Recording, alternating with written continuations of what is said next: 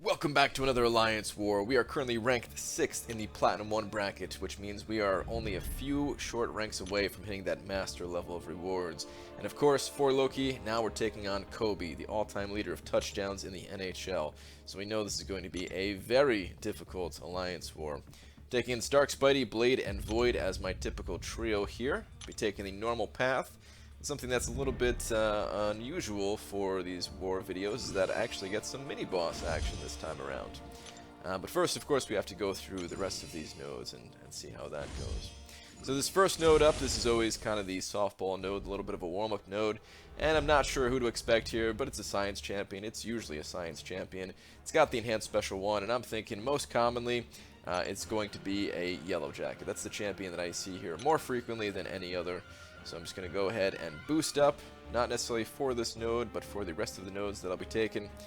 I want to be as prepared as possible, especially for the node after this, because the node right after this is a 5-star Cosmic, and I am almost certain that it is going to be another Medusa on that node, on the, the stun immune node. So, of course, just gonna boost up right here and jump on into this first fight. Like I said, I'm not really too worried about this first node. Who is it going to be? And it's actually Electro. Great. Of all the champions, man, what an annoying champion to throw on defense. I have no chance of dying to this guy. Well, I mean, let me not say that, because there's always a chance of death here. It's Electro. It's just a 4-star Electro. I feel pretty confident that I'm going to get through this. But of course, I'm going to lose a good chunk of my health in doing so. My plan here is to build up 10 poise charges, and hopefully I can just kill him with one more heavy attack. This way I don't take any more damage, because on the killing blow, you don't take that reflected damage. So let's see if we can do it here. Let's see what kind of damage this outputs. And oh, that was nearly 15,000 on the heavy attack. So the plan worked like a charm. Saved me a little bit of units there on the next fight, as I'm gonna have to heal up still. Freaking Electro. But it's not going to be nearly as bad as it could have been. At least I could have been down to like 50% health or something like that. Alright, we've got that 5-star Cosmic Champion, and again, this is a node that I'm a little bit worried about. I am fairly certain that it's going to be a Medusa, just because I've seen Medusa on this node a number of times. He's got the Medusa in the profile. It's going to be a Medusa, right? So I'm going to go ahead and boost like crazy. It worked out for me last war where I was able to take down the Medusa without dying, but gotta definitely be on my A game here. Any kind of slip-ups, and I will go down. So I'm gonna go ahead and activate one of the skill boosts, not the power boost. I was trying to think, like, would those work? But probably not. I'm just gonna go ahead with the special skill boost. It's only 8%, but you know what, man? I never use these things anyway. I might as well take the little bit of extra firepower here. And then I'm also going to pop one of these advanced power boosts as well, just to start with 1 bar of power. I could have popped an invulnerability boost here, but I don't have that many of those.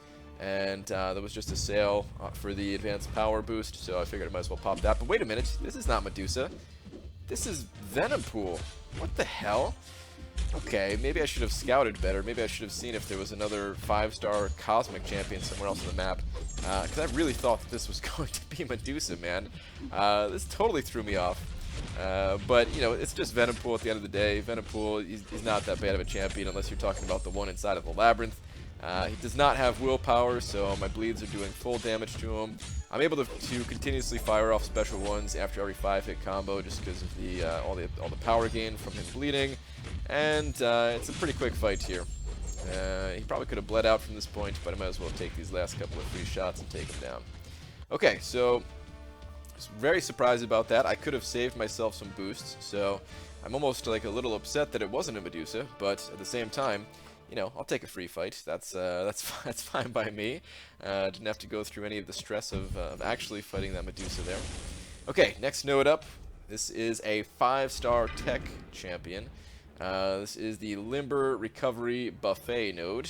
So of course I gotta watch my parries, make sure I don't parry stun too frequently, and just survive long enough to put all of Void's debuffs on. And it is Ultron, and not the Ultron Classic from Labyrinth, just the regular Ultron Prime. And I mean, it kind of doesn't really matter which tech champion was going to be here. I was fine with this Ultron, the classic Ultron, Green Goblin. any of the above. Those are the typical tech champions you see on this node, but Void counters them all, luckily. And this might be like the best option out of all of them, just because, you know, I've got those Petrified debuffs on early, and as soon as I get him to 50% health, his health is just going to be ticking away instead of healing up. So yeah, it's like even better. I almost got hit by those heavies. I remember that throughout the fight, thinking like, oh boy, I was just like a little bit slow on my reaction time, but luckily, I guess I was just fast enough that you know, that I didn't get creamed there. Timed out the Fear of the Void, and gonna go back to firing special ones. I got some really good RNG in this fight, and I got Petrify again, like back-to-back Petrifies, my first two debuffs in the beginning of the fight, and then first two debuffs after Fear of the Void. And that made this fight so much faster. It only took, you know, there was still a minute 51 left on the clock. If you get some not so good RNG, you got to survive for like an extra minute throughout that fight. So yeah, RNG definitely plays a big role, but regardless, as long as you're putting some kind of debuffs on there, it's the kind of RNG that you're never like totally screwed. You know, sometimes you have a character that has some RNG, like maybe Hyperion or something like that, and you throw a heavy attack and you get no Furies or something like that. It just feels really bad. At least with Void, you know, you might not get the debuff that you're looking for right off the bat, but eventually you'll get there. All right, so this is another 5-star Cosmic Champion, and I'm pretty sure that this is not going to be a Medusa. Otherwise, I would have went in with Blade. Still all boosted up here with my Blade, but I'm kind of thinking that this is going to be a Hyperion. I've seen Hyperion in this node before. Looking at the profile, you know, a Hyperion would have fit right in there, even though it's not visible. So I'm thinking, yeah, it's Hyperion. I was just kind of taking a few extra seconds there to, you know, really think about the fight before going in, and no, again, not the champion that I was thinking it was going to be. It's actually Captain Marvel. And that is totally fine by me. Captain Marvel is much easier to fight versus a champion like Hyperion. You know, I so far throughout this season, I've been successful against Hyperion, but every time I go into one of those Hyperion fights, I'm thinking like, uh-oh, man, this could be the time where I lose. I could easily get smashed by Hyperion L3 or something like that. But with Captain Marvel, you know, I felt totally fine. Gonna go ahead and land one more 5-hit combo, drop the SP2. And that is going to be a wrap. I never even built up full poise charges just because I found myself with some openings, so I was like, all right, well, might as well not even build up the full poise and just kind of go in when I can. And it worked out, only 31 hits, so not too bad.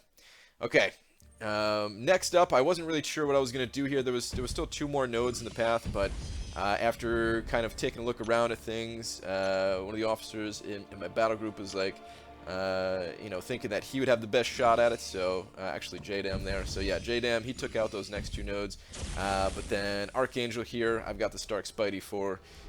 So yeah, it's time for me to get my hands dirty on this little AA mini boss. So he's gonna heal up just to top off. You know, I don't think I need the extra healing, but why not? Why not play it safe? I mean, it's just a little potion. Who cares, really, right? So yeah, this mini boss, he's got Kinetic Reactor and Plagued Mind, which means your special, you know, your power meter is going to disappear every 20 seconds, and those are the 2 big things to watch out for.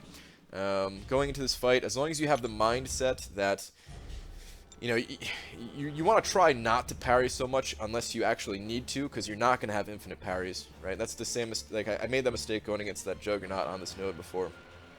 And then also, Plagued Mind, you cannot rely that your special is going to be there. You can't rely upon your specials being there all throughout the fight. I kind of play it as if I don't have any specials, and if the timing works out where I happen to have a bar of power or something like that, sure, I'll fire it off, but I'm not really counting on it. I try to build up a little bit of poise here, but he throws a heavy, so I just go in. He throws another heavy, I do the exact same thing, I just go in. I'm also thinking on the special one here, I'm going to gain a decent amount of poise charges right there. So yeah, two poise every single time he throws a special one. And that should kind of even out the poise that I'm losing from actually doing some combos. I try to just do the one roll back and then block instead of double rolling back. This way it doesn't get me too backed up against the wall, but of course I do find myself against the wall, so I try to intercept a little bit here.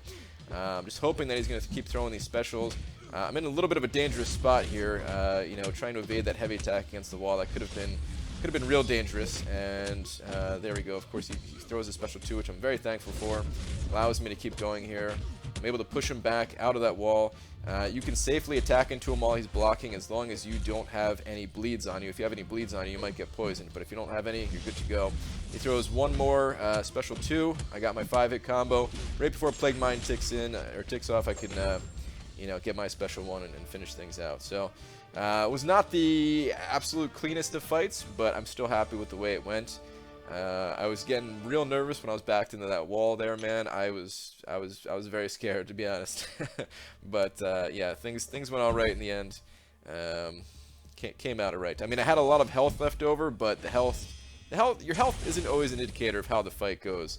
At any point, I could have dropped the little 18k health that I have here, so I'm very lucky that I didn't get creamed in the corner there. But in any case, guys, that is going to do it for my participation in this Alliance War. Doobs goes ahead and takes care of that Dormammu boss. This guy's a beast at killing Dormammus. And we actually do win this one. So very happy with how we performed here. Kobe was a very strong alliance. I'm sure we're going to fight them again, and who knows how it's going to go next time, man, because these guys are no joke. But yeah, that is it for this video, guys. Thank you very much for watching, and I will see you in the next one. Take care.